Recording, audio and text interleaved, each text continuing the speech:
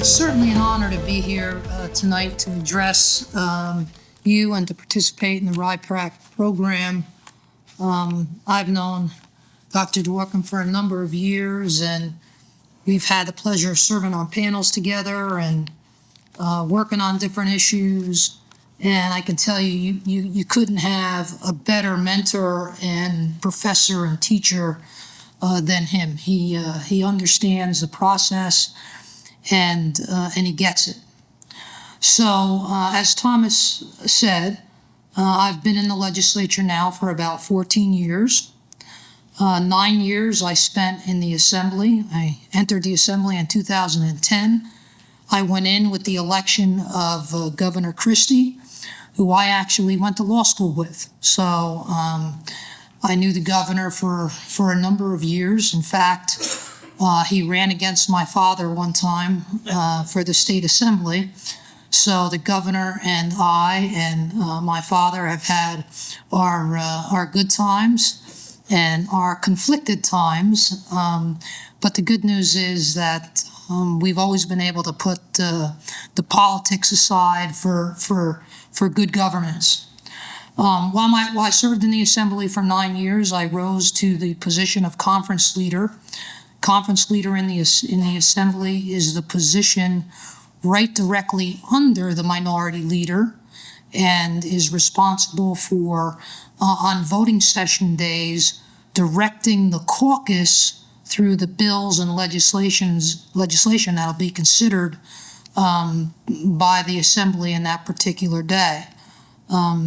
Unfortunately, my father passed in 2019, and under some difficult circumstances, I was asked by the party to assume his seat in the Senate, and I did that. You know, my father served in the Senate for 20 years, and the two of us had the ability and the honor of serving with each other in the State House together for 9 years. And I can tell you it was an amazing experience.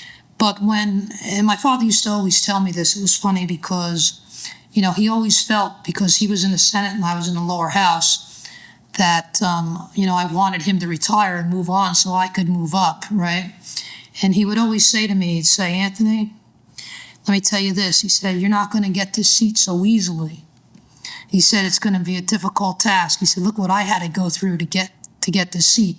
He had to beat an incumbent Democrat legislator at the time in a difficult race, and then served, you know, for 20 years having various primaries and battles. So he would always say to me, just don't think you're going to ascend to this seat. You're going to have to fight for it. And boy, I'll tell you what, I don't know if he ever envisioned how this was going to happen, but, you know, he was certainly right. And that is because when he passed, I was in the middle of running for the Assembly for a new term. So, and it was at that point in time in the election that I had to continue to run for that seat, even though I was already sitting in the Senate. So I had to run for a legislative seat that I would never hold while I was a sitting senator.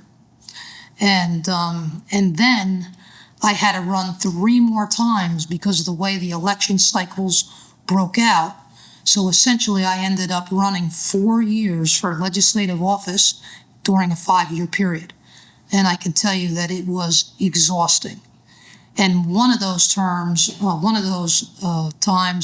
was running during COVID, in the middle of COVID, with an all mail-in election, all vote by mail election, which was incredible. However, it did give me the opportunity to earn the distinction of receiving the most votes of any senator in New Jersey in the state's history, while we have 40 legislative districts. And that's because, obviously, it was an all vote by mail election. So I'm hoping that record will stay in the record books for a long time. So when I entered the Senate, it was under some difficult circumstances. It was continually running. And then in 2023, Senator Steve Waraho, who assumed the minority leader's position from Senator Tom Kean when Senator Tom Kean left to run for Congress, he called me one morning and said, "Hey, I am not going to run again for office." And as soon as I heard that, I knew in the back of my mind what I really wanted to do, and that was to become the minority leader of the Senate. And I had gotten close in the Assembly, but I felt that I had what it would take to lead the Senate caucus, the Senate Republican caucus. And in a short period of time, as Senator O'Toole told me one day, he never saw somebody wrap it up so quick. I was able to garner enough votes and had the honor of becoming the Senate Republican leader in June of 2023. So it's been an interesting ride for me in public office, and you can see that you can never really plan for some of these things and how things are going to turn out. Let me tell you a little bit about serving in the legislature with a parent, right, child parent, at the same time. There's not many folks, families that have had that ability or that honor. I think the Littells did it for a while, the Connors, there might have been a couple of more, but my dad and I were blessed to be on a short list. And it has its pros and its cons. To begin with, there was always that nepotism thing that I had to deal with. I had to deal with trying to distinguish myself, to get myself outside of my father's shadow, right? To be my own self as a legislator. But it also had its benefits, right? His name was Anthony Bucco. My name was Anthony Bucco. So nobody knew whether you were talking to the senator or to the assemblyman. In fact, there was one time when my father was supposed to give a commencement speech, and that morning he called me and said, "Look, I got the flu. I'm really sick. Why don't you come over to the house and pick up the speech and go and give it to the graduates?" And I said, "Dad," I said, "how am I going to go and give the speech for you?" He said, "Listen, I saw the program. It says Senator Anthony Bucco." He said, "What's your name?" I said, "Anthony Bucco." He said, "They won't know the difference." So sure enough, I went and got the speech. I rewrote it a little bit to fit myself. I gave the speech, and for 2 weeks after that, people were coming up to me in the ShopRite saying, "Senator, that was the best convention speech I ever heard." So that was one of the interesting things that happened to me, being a father and son. The other thing was not so funny. In the legislature, when the governor, 2 times a year, when the governor gives his budget address, or when he gives the State of the State address, the senators leave the Senate chamber and come over to the General Assembly. It's a bigger chamber, and the governor comes in and delivers his budget address or State of the State address to a joint legislative session. So in those instances, I had the first seat on the aisle in the front row because I was a conference leader, and my father would come over and he'd sit next to me in a folding chair, right? It's kind of bizarre how the assembly people get the nice cushy chairs and the senators come over and have to sit in a folding chair. But he came over and we sat through the State of the State address. And when the State of the State address was over, I said something to him that to this day, I don't know what I said or how I said it, but my father sometimes could have a short fuse. And he started yelling at me on the floor of the assembly and pointing at me like this, right? And I'm trying to say, "Dad, settle down. Everybody's around here. There's reporters, stop, and he's telling me that I didn't know what the hell I was talking about pretty much, right? And when he passed, one of the photographers from the Star-Ledger, I think, gave me a picture that they had taken with him you can see him pointing at me on the floor. So that was an interesting experience for the two of us to have. But it was incredible being able to walk back and forth between the Senate and the Assembly to talk about legislation, to be able to be together in the State House and actually even draft legislation together, meaningful legislation that we were able to get passed and signed by the governor. And it was also very rewarding to me to listen to him and to be mentored by him because he had so many years in the legislature. He always used to tell me that, when you first get down there, you're kind of like Sonny Corleone from The Godfather, right? Everybody wants to go in there, guns blazing, right? And he always used to tell me, listen, try to listen more than you talk, right? It's not easy for an elected official when you wanna be the person that's recognized in the room. You think you sometimes have to speak, right, to be recognized. He used to always tell me, try to listen more than you talk. He also used to say, never go back on your word, right? He said, when you tell somebody you're going to do something on the floor of the legislature or another colleague, he said, make sure that you don't go back on your word. He said, those relationships that you build are critical to your success in the State House. He also told me, be nice to everybody, right? He said, be humble. He said, when you're down here and, you're one of 120 people elected across the state of New Jersey, 9,000 residents, and you're one of 120 in the Senate, one of 40, right? You sometimes can lose sight of the fact that you're just like everybody else. People are constantly opening doors for you and, wanting to hold your briefcase and, just trying to pamper you. And sometimes you can lose sight of who you are. He used to always tell me, be humble. And I can tell you this, that works everywhere, right? When I'm in the State House, if I'm in the bathroom and one of the maintenance people are in there cleaning, or I'm out in the hallway and they're, fixing something in the State House, I try to take a moment and stop and thank them, right? Hey, you know what? The bathroom looks great today. Thanks. I really appreciate it. Hey, you know what? Thanks for fixing that over here. It's really important that the State House looks the way it does because of you. Let me tell you, you never know what somebody's going through in their life at that particular moment. And when you take that moment to stop and say something to them, you may be the only person that entire day that stops and thanks them for what they did. Let me tell you how much that can change somebody's life, right? He also used to say, learn from your mistakes. Words matter, right?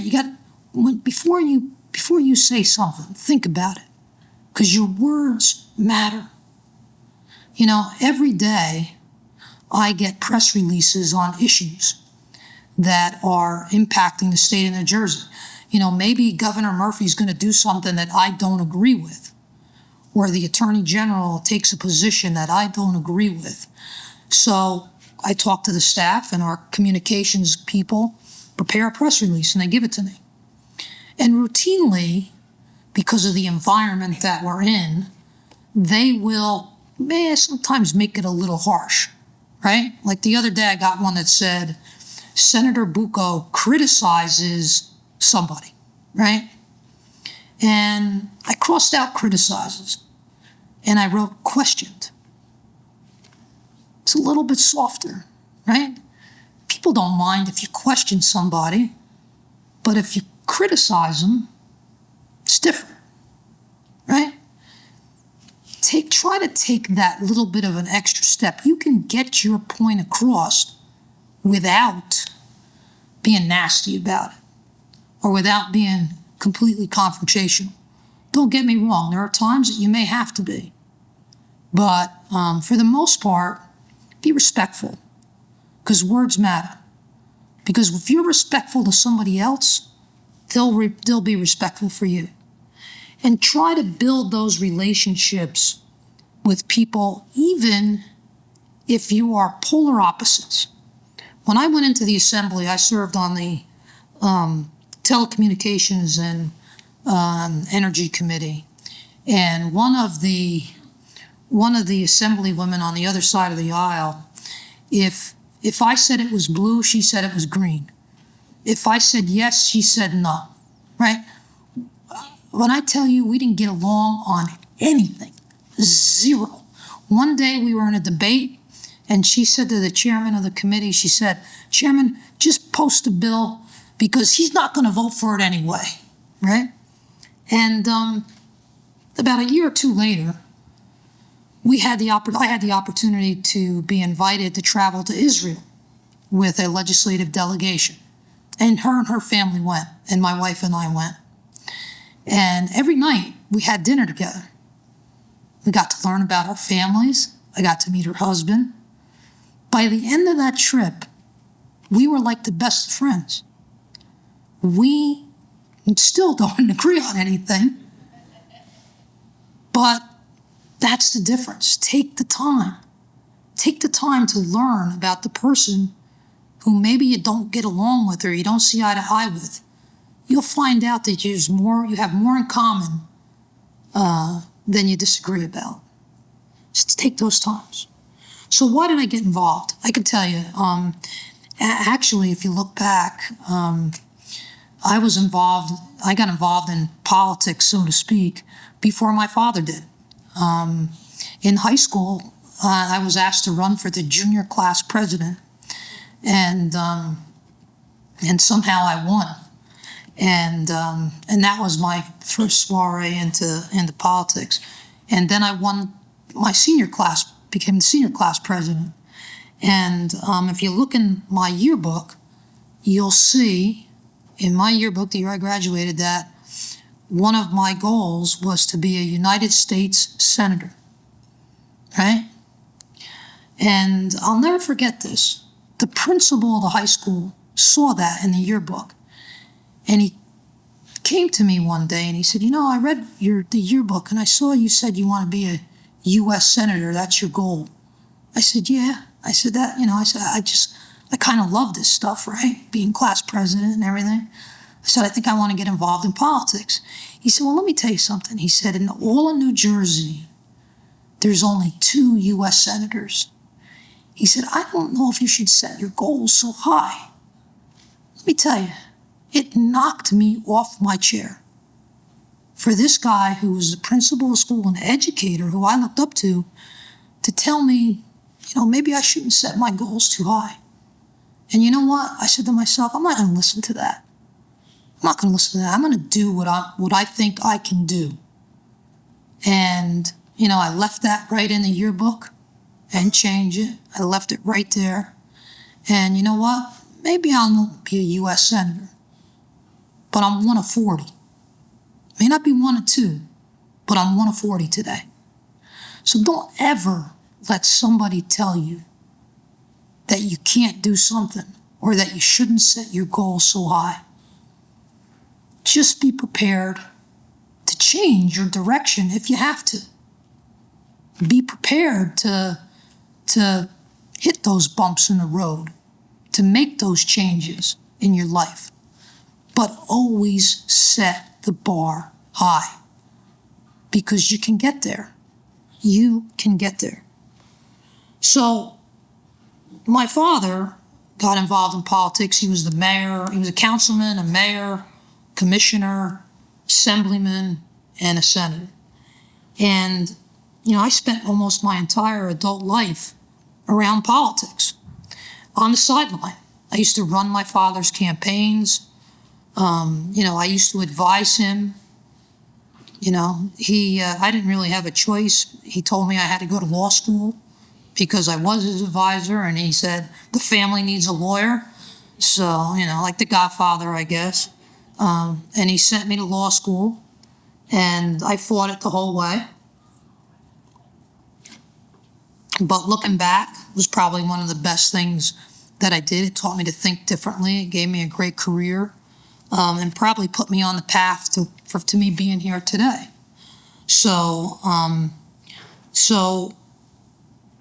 But that leads me to something. I know a lot of you out here have ambitions, and you feel like you want to be maybe sitting in the Senate one day, or U.S. Senator, right? Like I did. Remember this, and I see this all the time with young elected officials.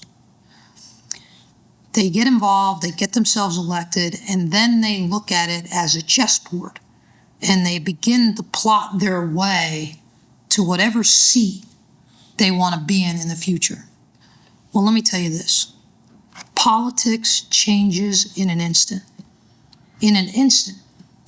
You could be on the path to becoming the mayor, and the next thing you know, something happens in your life, or something happens in somebody else's life, or something happens in the government that changes that in an instant. So I always try to tell people, don't try to create a strategy for getting to the position you want to be in. Just do the best that you possibly can in the position you're in. And if you do that, and if you show that you really are enthusiastic and you're enjoying what you're doing, right, and you're the best possible dog catcher, councilman, mayor, whatever, when the opportunities do come, you won't have to ask people to help you. They will come to you and say, hey, you know what? I've been watching what you've been doing as a councilman. You make a great mayor. You should consider it now that there's an opening. So just be content with where you are. And if you have ambitions to go farther, do the best that you can in that position. And then time will present the opportunity for you. It always does. But when you try to make those plans to get to someplace, they just never seem to work. If anybody would have told me that I'd be standing here today as the Republican leader in the Senate, I wouldn't have believed you. I went into the Senate under difficult circumstances. Tom Kean was the leader, and there were many other senators there that had been there a lot longer than me. And then Steve Waraho became the leader, and he was in a safe district. I would have never thought that he'd pick up the phone and call me one day and say, hey, I'm not running again. But while I was in the Senate, even though it was difficult, I did the best that I possibly could under the circumstances in that seat, and built the relationships that I needed so that morning when Senator Waraho called me, I made the first phone call to another senator. And that senator said, you know what, Tony? You've been there. You've only been in the Senate for a short period of time, but every time I've needed you, you've been there. You defended me on this vote when I took it because I had to. You saw the reason why I did it, even though everybody else was against it, and you supported me for it. You know what? You got my vote. Because I took the time to build those relationships, to put myself in the position, and then the opportunity presented itself. So if you do the same, I am sure you'll have the same opportunity that I had. So let's talk about the state of politics here in New Jersey. Look, so while a lot has changed over the years in our state, one thing has remained the same for at least 2 decades, and that's the legislature has been controlled by one party, by the Democrats. And when you have that type of one-party rule for that period of time, I don't think it's good for the state. And I'm not just saying that because, I've been in the minority and the Republicans, haven't been in the majority. But I'm saying it because, in my opinion, when you have one-party rule and the other party can be bypassed, you never get a policy that's been fully vetted, right? If you had a legislature where both parties had to agree on a particular policy, the policy would become closer to the middle. And look, that's where most of the people in New Jersey are. Most of the people, whether they're Democrats, Republicans, or unaffiliated voters, find themselves somewhere in the middle, whether they're center left, center right. A huge chunk of our electorate is right there in the middle, not on the fringes. And if you had a situation where both parties were relevant and had to work together, you get better policy. You get better policy out of it. And you'll hear me speak about this often if you ever read anything or listen to something that I say. I'm always talking about bipartisan participation, right? About giving the Republicans a seat at the table. Now, I'm not delusional. I know I'm in the minority, and I don't think I'm in any position to try to set the policy going forward for the state. But I can tell you this. If the Democrats gave the Republicans more of an opportunity to work on policy together, we'd get better policy out of it. I'll give you an example. Transportation Trust Fund. We just reauthorized the Transportation Trust Fund. And the Transportation Trust Fund in Trenton is the mechanism in which we maintain our roads and bridges and infrastructure. So the Democrats came up with a proposal for the Transportation Trust Fund, which was to raise the gas tax about 2 cents a year for 5 years and increase the registration fee for electric vehicles so that electric vehicles pay their fair share towards the wear and tear on the roads that they produce. And I thought, you know what? New Jersey is way too expensive to live already. Inflation is killing us. Prices of things are astronomical. To add another 10 cents over 5 years on the gas tax isn't going to help us in any way, shape, or form. So another senator and I got together and we came up with a proposal that would not require an increase in the gas tax. We incorporated a portion of what the Democrats said about increasing the fee on the electric vehicles, but we used some other money within the budget, some money in debt defeasance funds, which are used to pay down the debt, state debt, and some of the surplus that's in the current budget to get us out 8 years. Not 5 years, as the Democrats had proposed, but 8 years. Fund the Transportation Trust Fund for an additional 3 years, and at the same time, do an audit of New Jersey Transit, because you've all read that New Jersey Transit is a mess, and, the party, my colleagues on the other side of the aisle just kind of keep throwing money at it, right? Try to find a permanent funding solution for New Jersey Transit. Well, if you don't know what the problems are in a particular agency, then how do you fix them? And we've never really had an audit, an outside audit, independent audit of New Jersey Transit. So, in my opinion, we could have fixed the Transportation Trust Fund without raising the gas tax, without making it more unaffordable for our residents, and done it for 8 years. But there was no debate. There was no sit down at the table and have a discussion at whose plan was better, or maybe take some of one plan and some of the other, right? if you would have had that, maybe we would still had an increase in the gas tax, but maybe it wouldn't have been as much, right? Maybe it would have been less than the 10%, 10 cents during 5 years. And P.S., 5 years they're going to do it again. Going to go through it again. But we don't have that when you have one party rule. Same thing goes for the school funding formula, right? The governor's going to spend, I think it's close to $9 billion this year, like the most money for our public schools in like the state's history. But yet, there's over 100 school districts around the state of New Jersey that are going to lose aid under the governor's proposal. A couple of the school districts are going to lose $1 million or more. And we've been saying, Republicans have been saying for years, that that funding formula has been broken. Things change in the state over time, right?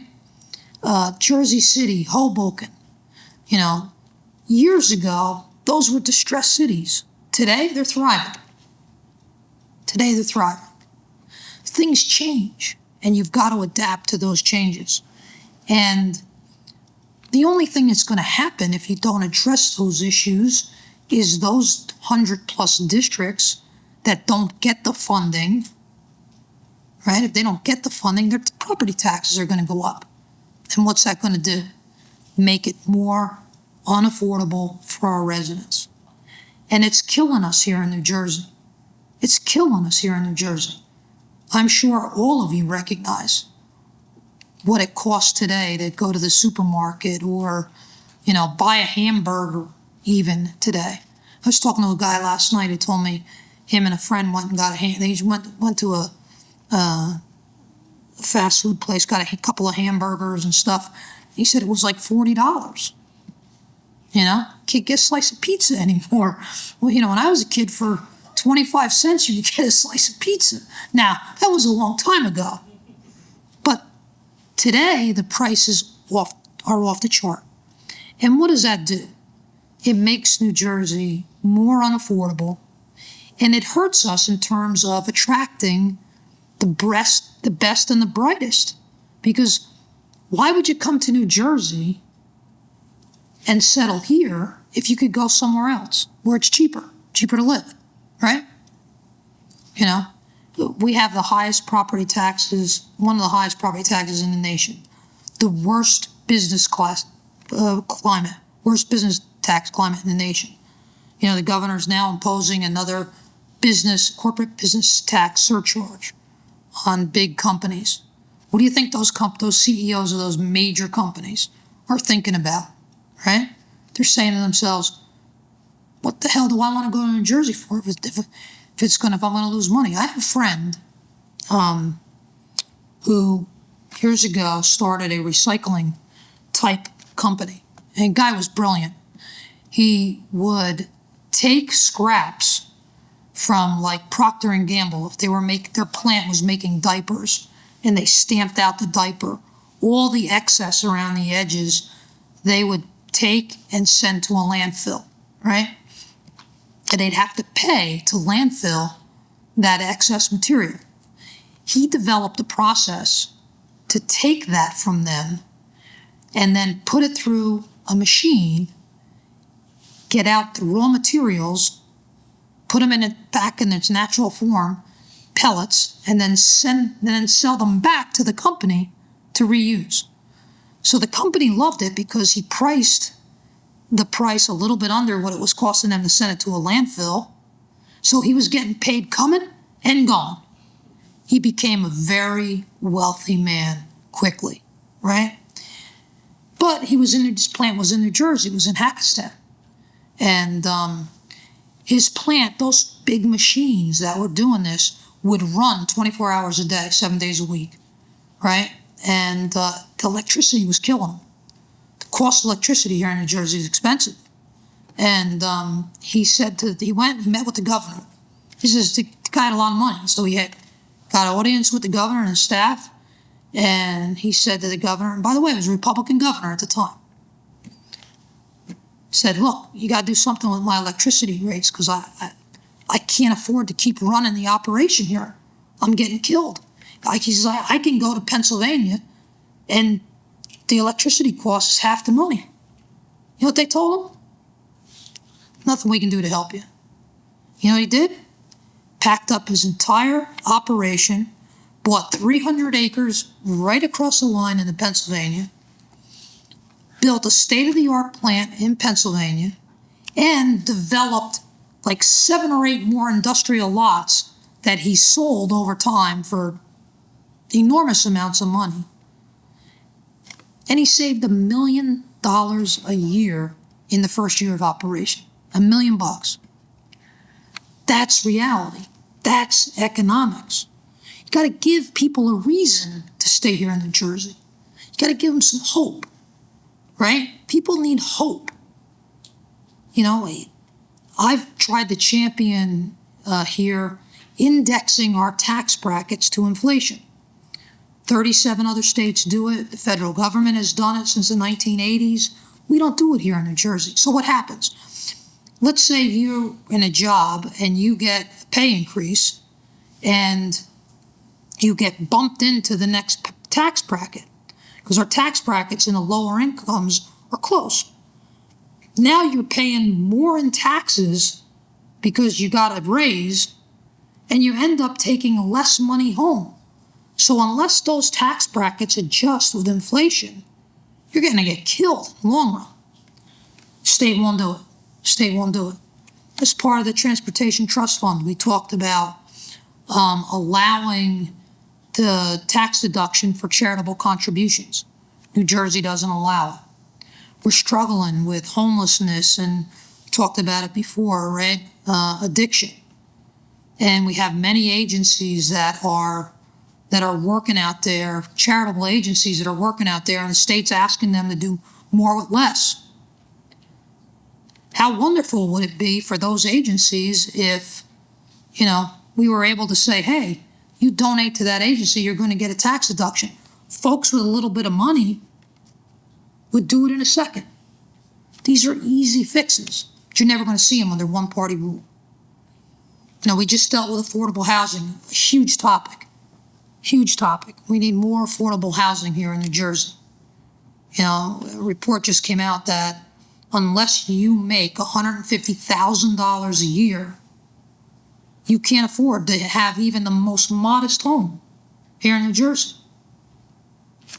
Okay, so you graduate from Rowan and you get a great job offer and you say to yourself, what, I can't afford a home here? So what do? Maybe take the job in Pennsylvania or Delaware or Maryland. We lose all your future potential as a result of that. And so my colleagues across the aisle have passed, on a partisan basis. They changed the affordable housing policy in New Jersey. But what didn't they do, right? They set a formula and they never did a market analysis to figure out whether or not the units could even be built in the locations in which they're building. Now, if a developer can't build them, they won't get built. They never looked at infrastructure. The policy doesn't consider infrastructure. Is there infrastructure there to support it? Are the jobs in that particular region there to support it? Right? Mass transportation there to support the folks that are living there. Does everybody in the home have to buy a car to get to work? Because now all of a sudden it's not becoming so affordable anymore, right? None of those things were looked at. Didn't take into consideration the environment, the impact on the environment. You know, these are things that if you had a public debate and some transparency, you would have got to those issues. How am I doing on time? I never want to stop you, sir, but we have lots of questions people want to ask you. Okay, all right, let's just talk quickly about public safety. Same thing, right? Car theft, home invasions, you're seeing them right on the news. It's happening all over. Bail reform. I voted for bail reform. Great issue, right? It was a great opportunity. But times have now changed. If people realize there are no consequences for their actions because of the bail reform, then there's no deterrence, right?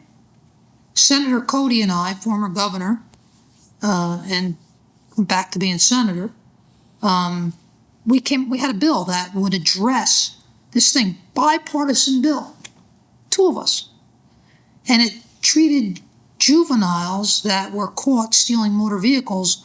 First offense, 6 months probation. Second offense, 6 months detention, right? The prosecutors supported it across the state. The police supported it across the state. However, when it got to the Senate, the Democrats said, we can't lock up our juveniles.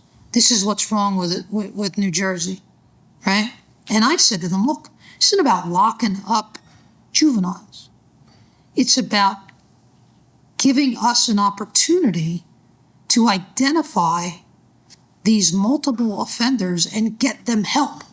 They're not going to get help unless they're facing a consequence, right? You're not going to be able to get to them, to get them probation, to get them back on the right track if you're not doing that. Again, one-party rule has delivered something like that, and it failed for us to be able to fix that problem. Then lastly, let's talk a little bit about one-party rule. You're talking about one-party rule, the party line, right? Shoot, you're all reading about it now, right? Party line is at the top of every news article. Congressman Kim running for the U.S. Senate. Somehow that U.S. Senate just keeps working its way back in here for me. Maybe it's sending me a signal. But running for the U.S. Senate, challenged the constitutionality of the line. Federal district court judge said, I'm going to grant a restraining order because it's likely that you'll succeed on finding it's unconstitutional. However, there was a little bit of a twist. Congressman Kim only sued the Democrats. Republicans weren't involved in that lawsuit. So the minute it got thrown, the minute they issued the injunction, the Republicans said, hey, wait a minute. That doesn't apply to us. We weren't there. Judge says, hey, you know what? You're right. It doesn't. So now you've got a party line on the Republican side, no party line on the Democrat side. Now some folks who don't like the party line on the Republican side have said, whoa, wait a minute. If it's unconstitutional for them, it's got to be unconstitutional for us. So they're starting to get involved in lawsuits. The problem becomes that we're already in the election process for the primary. And the longer that this goes on, the harder it's going to be to change the balloting system for the Republicans. On the Democrat side, that ship has sailed. And obviously, you have two different sides here. You got those on the more progressive wings of the parties don't like the party line. Obviously, the chairman and the quote-unquote party bosses, they obviously like the line because it gives them an opportunity to help choose who's going to be the candidate for a particular party. So it'll be interesting to watch how that unfolds, and I encourage you to take a look at that and watch it. But there's one thing that we have all agreed on, the four leaders of the legislature, Republican and Democrat leaders of the legislature, we all agree that it should be addressed through legislation, not through the courts. When the courts are legislating from the bench and fixing problems from the bench, nobody ever wins. So we've all agreed, four leaders have all agreed, that there should be a legislative fix. So with that, I will take some questions.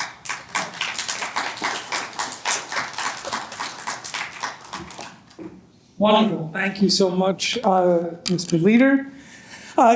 So we've got about 15 or so minutes to try and get through a bunch of different questions that have been submitted when people came, and when people signed up here. I want to begin with tax reform. Now, you touched on a bunch of these, so we're just going to look for a little more elaboration, perhaps. in Trenton, both sides of the aisle seem to be very focused on this term affordability.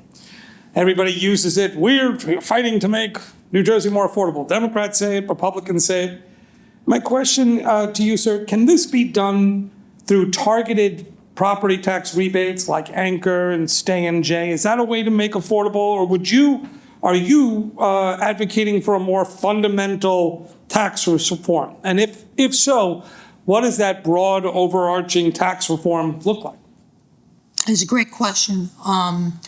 No, I do not believe that we should fix New Jersey's affordability problem through these individual programs like Anchor, Stay New Jersey, because what happens is when you have that, the tax reform is at the whim of every governor, right? If that governor feels like they want to fund it, make it bigger, smaller, that governor decides. It's also a product of whether or not the state has the money to pay in to fix the program. You remember when I first went into the legislature in 2010, 11, we hit a huge recession and the state was hemorrhaging. And so those programs lost funding.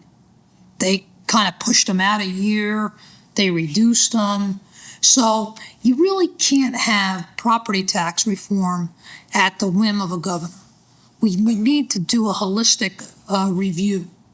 And I think, personally, this administration is going to be seen as an administration of missed opportunities. You know, as a result of COVID, we were flush with cash. The federal stimulus money that came in just filled the governor's budget coffers with money, more money than they knew what to do with. I mean, they couldn't spend all the money that they were getting from the federal government. And what we should have done, instead of squandering it on various pork items, $1 billion in last year's budget. The governor, think about this, the governor proposed like a $53 or $52 billion budget last year. And in the last 24 hours of negotiations, the Democrats added $1 billion in spending to above what the governor had asked for. $1 billion. All for pork, like a museum, a French museum in Jersey City. I don't know, one time they were asking for a giraffe in Essex County Zoo. You know, that's not the way to run government. But that happens under one-party rule. Don't do that. Let's fix it. You know, let's look at the school funding formula. I've said this from the very beginning that I think at some point the state needs to look at what we have to do, what we'd like to do, and what we can no longer afford to do, and make some tough decisions, because you can't keep going at this pace. Wanted to talk about, you grew up, it was the family business, being in politics, with what often seems to be endless negativity, unseemly compromising, which people feel bad when they have to give up on what they might consider a principle. Why should young people look to run for elected office? It's so negative and seemingly unseemly. Why should any young person want to do it? Well, it certainly has gotten tougher over the years, right? I mean, this negativity, the harsh words, the unwillingness to compromise, the stalemate between parties, certainly doesn't paint a rosy picture. But I can tell you this, it can be very rewarding. And it doesn't necessarily have to be in Trenton, right?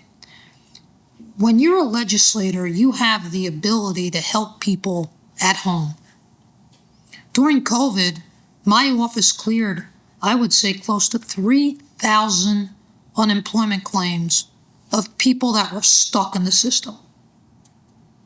To this day, I still run into people on the street that tell me, they were like days away from not being able to feed their family. And if it wasn't for the work that my office put in, they didn't know where they would turn. And I say this often, if you have a problem and you're calling my office for help, you've reached the end of your rope, right? If you're at a point where no one else, because let's face it, you have a problem, you don't think to call a senator, right? Right? You go to this person or that person, but by the time you get to me, you're at the end of your rope. And if I don't help you, nobody else will. And my office has got a reputation for that, to being able to help. Because everyone that works in my office, they know one thing. I just want them to work hard, but I want them to handle every issue. And I've told them a story. I said, if people come to us, and they're to you, after you, there's nobody else. And if you don't help them, if you just say, hang the phone up and throw the paper in the garbage can, that person isn't getting any help. And I've told everybody in my office, if I ever find out that happened, you'll be fired immediately. No questions asked. Because that's what you're there for. Those type of things can be rewarding. It's also rewarding in Trenton when you are able to get something done. When the relationships that you've built with people lead to a result that people say, wow, you know what? That bipartisan legislation really made a difference. You may not get everything you want, but if you can get most of it, you can make a difference. And it's very rewarding to be able to sit back and see, funding. I've been able to get funding for the Seeing Eye, for the New Jersey Battered Women's Shelter, for Homeless Solutions, where your work has a direct impact on somebody's life. I want to just follow up on that because there was a headline that was announced today about the Open Public Records Act, known as OPRA, which allows the public to request emails and other kinds of communications, minutes from meetings that might not have been open to the public in order to see what's going on. And it's always been considered a sort of good government transparency effort. The Democrats have proposed, some Democrats in leadership have proposed trying to make certain amendments. This has been proven quite controversial, and people argue whether those amendments are going to either gut the bill or improve it. Just today, in an effort of bipartisanship, so I want to follow up just what you talked about, you signed on to be a sponsor of the reform of OPRA. Can you talk to us where is this compromise going now that Republicans and Democrats are going to be on the same bill? This is one of those rewarding efforts, right? I work in this field of OPRA, right? As a lawyer, I represent local governments. I have for 30 plus years, long before I ever got into elected office. And I've seen the way some people abuse the OPRA system, right? There are some bad actors out there. There are folks that come in for commercial purposes that tie up the clerk's office and the local offices time, where they're taken away from being able to help their individual residents because they're trying to figure out who has a dog license so that some company can send all those dog owners, a brochure that says, I sell dog products, buy them from me, right? OPRA was never intended to do that. I've seen through my relationship with the New Jersey State Chiefs Association, the bad actor that has submitted OPRA requests to municipalities for the body-worn camera recordings of young women that are stopped for DWIs, and that maybe they made a mistake, maybe they were over the limit, but the body worn camera shows them in compromising positions. Maybe it shows, something that's, you shouldn't see. This individual has been requesting these. There's no way to stop him from being released. And then he posts them on the internet. And then when the people call and say, hey, I want that taken down, the guy tells them, pay me $5,000 and I'll take it down. That's what Oprah was never meant to allow that. So the original Oprah legislation had some different amendments that could be problematic. And as a result of seeing that, the Republican staff and I began to work on amendments that we felt would address many of the concerns raised by the good government folks, that would address this body-worn camera issue, that would address the commercial use of Oprah, but yet leave in the ability for people to go in and get public records, legitimate public records, not use it as a way to make money, right?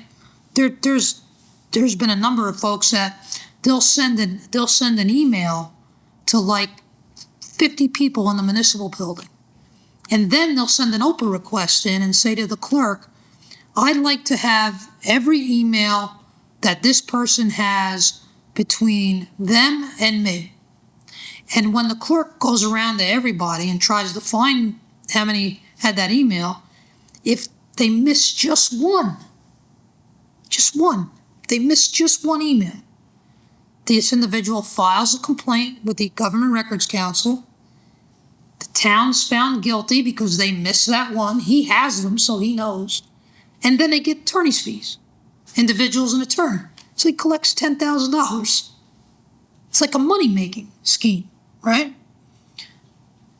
So what we've done is try to make sure that the good government reasons for Oprah remain, but the abuses get removed so that the towns are not struggling with working on all these commercial issues and bad actors. And in this particular instance, the Democrats have worked with us. A number of the changes have been made that we asked for. And as a result of that, I'm going to go on the bill and we're going to try to get it across the finish line. Thank you. I want to shift to education. We had a couple different questions about this, and something that continues to come up, especially around election time, is sex education, health education. You have, right now in New Jersey, some school districts are allowing parents to take their kids out of certain classes. Do you believe that's appropriate? Yeah, I mean, look, I think that the best possible scenario for a parent, child, and the public school system is for all three to work together, right?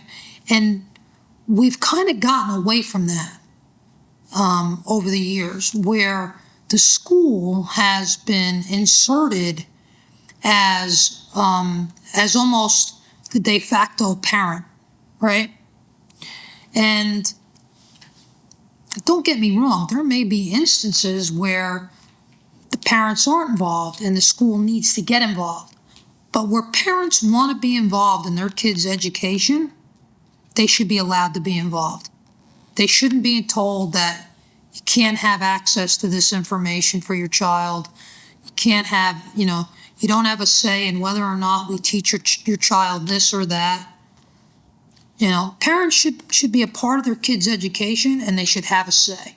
So, I'm sorry, but I didn't mean to interrupt anything. But as a follow-up, is there a limit to when parents should be able to, again, we're talking about withdrawing students. For example, if a parent doesn't like how a history class is explaining slavery or talking about the Holocaust, should they be allowed to remove their child from that class? If a child is should they be allowed to take a child out of science class because it's teaching the Big Bang Theory and evolution? Is there a limit? I mean, we understand, okay, sex education, that's one thing, but does it extend to everything? It's certainly a balancing act. The problem is that, and again, I think this is a result of the one-party system, is we've gone to the extremes, right? We're no longer talking about the history class, right? We've gone to the extremes, and I think that's a mistake. And I think if Republicans and Democrats work together, you could find something closer to the middle to solve the issue. We get this question all the time. Somebody always submits it. It's about partisan identity. Why are you a Republican? You know, I believe in freedom. I believe in people should be responsible for themselves. You know, I believe if you work hard, you should be able to get ahead. You know, there should never be, there should never be any obstacles in your way. You know, I believe that if someone needs assistance, it should be a hand up, not a handout. And you know, I, as Ronald Reagan once said, I believe in that shiny city on the hill. And I believe that, you know, America's, New Jersey's best days are ahead of us. And, you know, so I guess probably that's why. I mean, you know, when I was 18 years old, the first election I voted in was for Ronald Reagan. And, you know, that was a point in time where the country had just kind of did a whole sea change, right? And I liked what I saw. I liked what he stood for. And when it came time, that's how I registered. And my father and parents were Republicans, but I signed up in high school. I mean, they didn't come to me and say, you know, hey, we're Republicans, you better be a Republican. You know, I got involved in the process, and seeing the difference between the Carter administration and then Reagan coming in and things that policies that he implemented, I was more in line with the way that I felt. Let me ask a follow-up on that. We had a question that we took down, and it's about Donald Trump, because under Donald Trump's leadership, the National Republican Party seems a very different kind of party than it was under Reagan. In New Jersey, Republicans suffered electorally in terms of voter registration during the Trump years. You are the highest ranking Republican official in state government. What do you fear, or what are you excited about a potential 4-year Trump presidency? Well, look, here's something that I kind of touched on when I spoke earlier. But so the one special election that I ran in was in 2020, when it was an all vote by mail ballot, and the president was at the top of the ticket. Donald Trump was at the top of the ticket.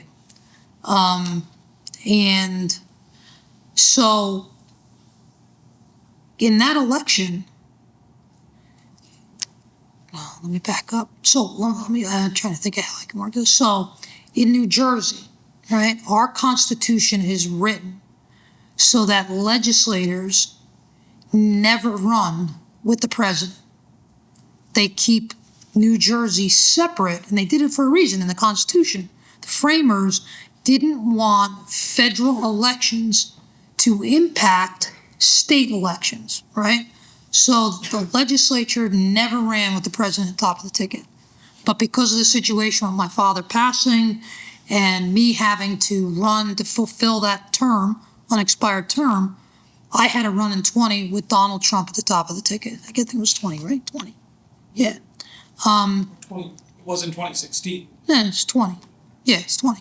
So I had to run with Donald Trump at the top of the ticket.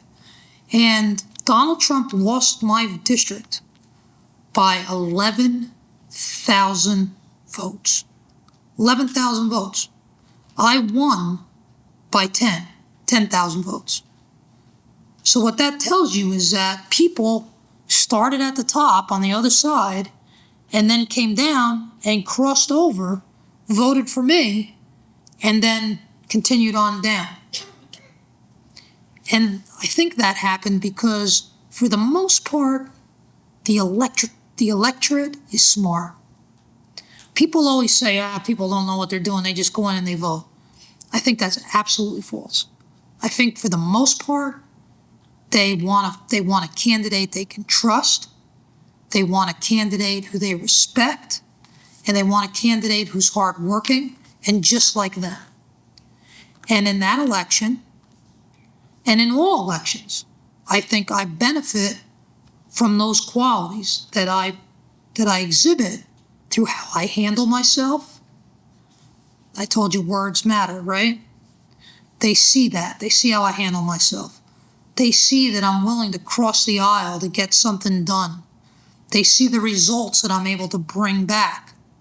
So while there was a bunch of rhetoric at the top of the ticket and a bunch of disturbance and a bunch of fuzz, they cut through it when it came time to vote for me or my Democrat opponent. And, and I think they'll continue to do the same. I think Donald Trump had some great policies. I wouldn't use the words that he uses or conduct myself in the same manner as him sometimes. But, I think the policies, some of his policies are, have helped our economy and have helped our nation. So, but you got to be yourself. This isn't about, for me, an election isn't about who's at the top of the ticket. It's about me, right? I could care less who's at the top of the ticket. The election is about me, and I want the electorate to know what I stand for. And that I'm not afraid to step out of the box, that I'm not the type of person that just does something because everybody else is doing it. In fact, a lot of times when I see everybody doing one thing, I try to figure out why.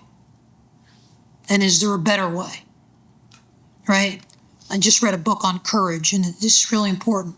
It's not about the type of courage, the book that I'm reading, not about the type of courage that the fireman has or the police officer has when they run into a burning building or they're chasing a criminal, right? It's about the type of courage you have to step out of your comfort zone. And the book talks about CEOs of major companies that have product lines that are just excelling, right? The stock and everything's going through the roof.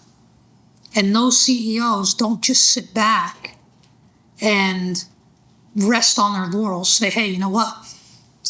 We don't have to change a thing. Our stock's going through the roof. No. Those men and women that really succeed are the ones that see the right thing, but then say, okay, you know what? This isn't going to last forever. And how do I get out of my comfort zone to figure out where we need to be next? Don't get out of your comfort zone. You want to succeed, you got to get out of your comfort zone, and you can't be afraid to fail, because guess what? You're going to fail, right? You were sitting next to me, right, Thomas, before? What were you telling me? I'm nervous as hell. Yeah, he said to me, you ever get nervous speaking to people? Yeah, I do. I do all the time. But you know what? You got up here and you did it, right? You did a great job. You did a great job. Got to get out of your comfort zone. Get out of your comfort zone and do it. And when you do that, you'll be a success. We're running up to the end. We've gone over. I appreciate the time, appreciate everybody's patience. So we just got 2 questions we want to sort of finish up here. Well, look, first is mass transit, because you're in South Jersey. Finding funding for mass transit has become a hot topic. You were talking about it. New Jersey transit fares are going up by 15%. There's a proposal by the governor to tax companies that make over $10 million a year to further fund New Jersey Transit. You talked about the TTF just being reauthorized. In this part of the state, people often joke that we wish we had some mass transit in which we could argue about funding, because we are a bit of a desert in that. So one of the projects that has generated significant enthusiasm is a light rail line between Glassboro, right here, where we are tonight, and Camden, connecting it to the transportation center there. So the question for you, sir, do you ever see this as being a priority, meaning this kind of South Jersey project, as being a priority for legislators who don't live here, meaning live in South Jersey? Absolutely. Just because I don't live in South Jersey doesn't mean that I don't want to fix New Jersey Transit, right? We talked about it earlier, about doing an audit to find out what New Jersey Transit is doing right, what it's doing wrong, and where do we plan for the future? What's the future in New Jersey Transit? You know, again, keep getting back to this. Things change over time, and the state needs to adapt, right? We're not the commuting public that we were prior to COVID. Right? Prior to COVID, you got up every morning, you went to work. No work from home prior to COVID. You know, now people don't want to come to work. They want to work from home. So what does that mean for New Jersey Transit that makes its revenue from ridership? How do we adapt? How do we get out of our comfort zone to make that change? So, look, any legislator that's worth, anything, got to look at New Jersey Transit because of the amount of money that's spent, and we got to address it. We got to address those issues, and if we don't look at it holistically, you're going to just keep spending money on stuff that you may not even need. We have one question that we ask everybody as our exit question, sir. It's our RIPAC tradition. You spoke about a lot of the lessons in your remarks about what your father taught you. You've mentioned others in your answers to these questions. Here's our concluding question. What do you know now that you wish you knew when you were their age, when you were a student?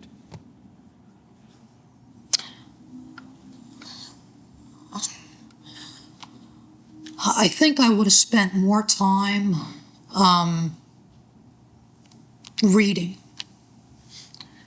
just dealing with history and, just reading more. I can't stress that enough, that, and stuff that maybe you're not even interested in. Over time, you learn so much from experience. And the only way you can get that and be ahead of the curve as a young student is to read about it. Right? So you want to broaden your knowledge and, be able to be a part of the conversation and, and learn off of the mistakes that other people made. You got to read about it because you haven't experienced it yet. Get to be my age, you've experienced a lot of it. So for me, I learned by trial and error. I learned by having a father that was successful, right? But I had to learn during the process. I think if I would have read more and studied a little bit more of the stuff that I wasn't really interested in, it would have broadened my horizons even more. On that note, let's thank Leader Clinton Bucco.